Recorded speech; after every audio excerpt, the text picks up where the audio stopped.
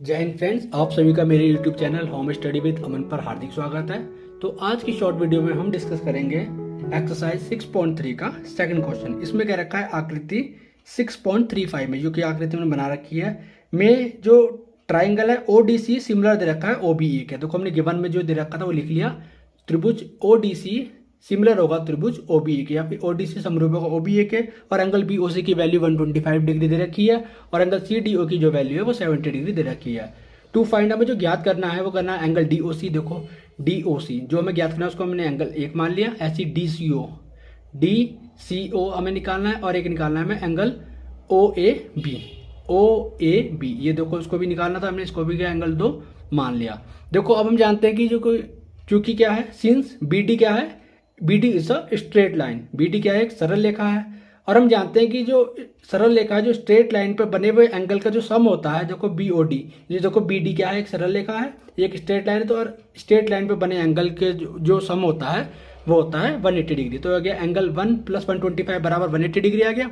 Angle 1 बराबर 180 degree minus 125, तो ये आ जाएगा एंगल 1 की जो वैल्यू है वो आ जाएगी 55 डिग्री। बट एंगल 1 था क्या, एंगल 1 था DOC जो कि हमें निकालना था। तो एंगल DOC की वैल्यू क्या हो जाएगी, 55 डिग्री हो जाएगी।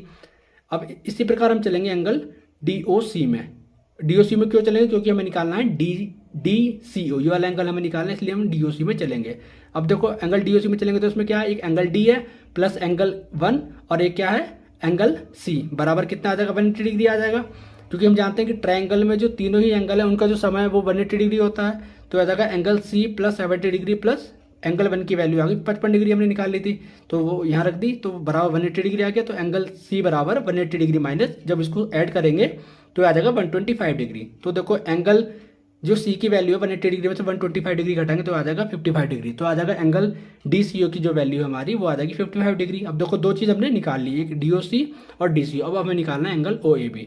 अब देखो हमें दे रखा है, ये देखो सीन्स एंगल ODC जो सिमिलर है वो है एंगल OBE के। तो ये हमें क्या गिवन दे रखा था, और हम जानते हैं कि वो जो सिमिलर ट्राइंगल्स होते हैं उसमें क्या करस्पॉन्डिंग एंगल बराबर होते हैं, समरूप त्रिभुज के संगत कोण बराबर होते हैं। तो एंगल C की जो वैल्यू हो जाएगी वो आ जाएगी एंगल A के बराबर। अब देखो एंगल A की जो वैल्यू है वही होगी जो एंगल C की वैल्यू होगी, और एंगल C की वैल्यू हमने निकाल दी है 55 डिग्री।